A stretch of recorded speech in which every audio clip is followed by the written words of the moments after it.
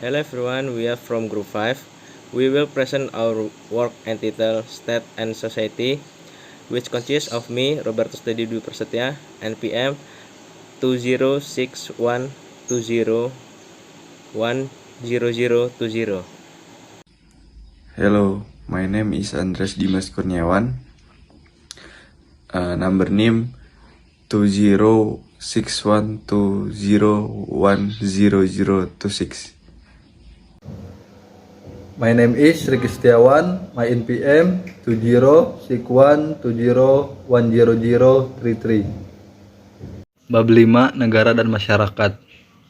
Mazhab Pemikiran Sosial. Dalam konteks ini, kelompok 5 akan membahas kontribusi pemikiran Durkheim tentang masyarakat, negara, dan hubungan antar keduanya. Sebelum itu, sebagai sarana untuk lebih memahami pemikirannya, kita akan membahas konteks mazhab yang memengaruhi dan mewarnai paradigma pemikiran Durkheim. Mazhab pemikiran sosial adalah sebuah pendekatan atau kerangka pemikiran yang digunakan dalam ilmu sosial untuk memahami dan menganalisis fenomena sosial. Selanjutnya, mazhab pemikiran sosial terdapat dikelompokkan sebagai berikut. Yang pertama, mazhab geograf dan lingkungan. Mazhab ini menguraikan bahwa masyarakat manusia tak terlepas dari tanah atau lingkungan tempat mereka berada. Yang kedua, mazhab organis dan evolusioner. Mazhab ini menganalogikan antar masyarakat, manusia, dan organisme manusia. Mazhab formal, mazhab ini memunculkan pemikirannya, yakni berbagai lembaga di dalam masyarakat, terwujud dalam bentuk superioritas, subordinitas, dan konflik.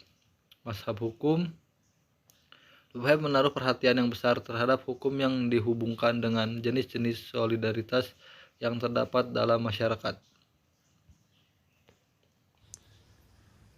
A. Masyarakat. Masyarakat dalam sosiologi politik merupakan suatu kelompok orang yang hidup bersama dalam suatu wilayah dan terorganisasi secara politik. Yang kedua, masyarakat dalam sosiologi politik memiliki kepentingan dan tujuan yang berbeda-beda, serta terlibat dalam interaksi sosial yang kompleks. Ketiga, Durkheim berpendapat bahwa masyarakat bukanlah sekedar jumlah total individu, dan sistem yang dibentuk oleh bersatunya mereka merupakan realitas yang memiliki karakteristik sendiri. Bagi Durkheim, masyarakat prinsip asosiasi adalah yang utama dan karena masyarakat secara tidak terbatas mengungguli individu dan dalam ruang dan waktu. Yang B. Negara. Banyak definisi atau pengertian tentang negara yang dikemukakan oleh para ilmuwan. Di antaranya adalah sebagai berikut. Yang pertama ada George Jelinek.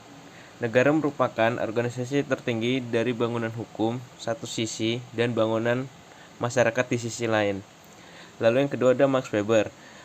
Max Weber mengatakan suatu negara adalah suatu masyarakat yang mempunyai monopoli dalam penggunaan kekerasan fisik secara sah dalam satu wilayah. Yang ketiga, Profesor Miriam Budiarjo. Beliau mengatakan negara adalah suatu daerah teritorial yang rakyatnya diperintah oleh sejumlah pejabat yang berhasil menuntut warga negaranya ketaatan peraturan perundang-undangan melalui penguasaan monopolistis dari kekuasaan yang sah. Lalu selanjutnya ada 4 bagian utama aspek negara. Yang pertama itu ada negara.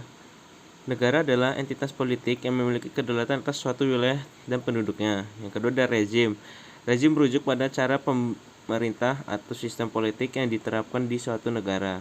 Yang ketiga ada aparat birokrasi.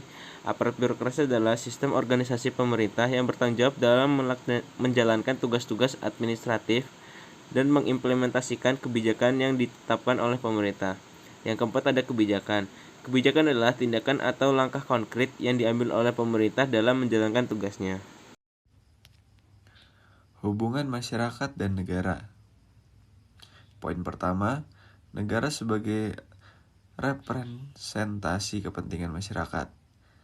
Negara harus mampu memberikan layanan publik dan memperjuangkan kepentingan rakyat, serta mengatur hubungan antara masyarakat dan pemerintah. Poin kedua, pengaruh masyarakat pada kebijakan negara. Masyarakat juga mempengaruhi kebijakan negara melalui partisipasi politik seperti pemilihan umum, aksi demo, dan kelompok advokasi. Yang poin ketiga, konflik antara masyarakat dan negara. Konflik antara masyarakat dan negara. Konflik antara masyarakat dan negara bisa terjadi karena perbedaan kepentingan atau pandangan.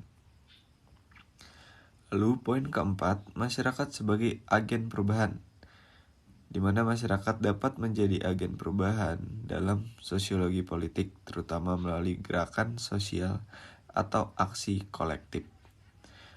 Dalam hubungan masyarakat dan negara, penting untuk menjaga keseimbangan antara kepentingan negara dan kepentingan masyarakat. Negara harus memberikan layanan politik yang memadai dan mempertimbangkan kepentingan masyarakat dalam kebijakan publik. Sementara masyarakat harus memperjuangkan hak-hak secara damai dan demokrasi. Demikian presentasi dari kelompok kami. Jika ada salah kata, kami mohon maaf. Terima kasih.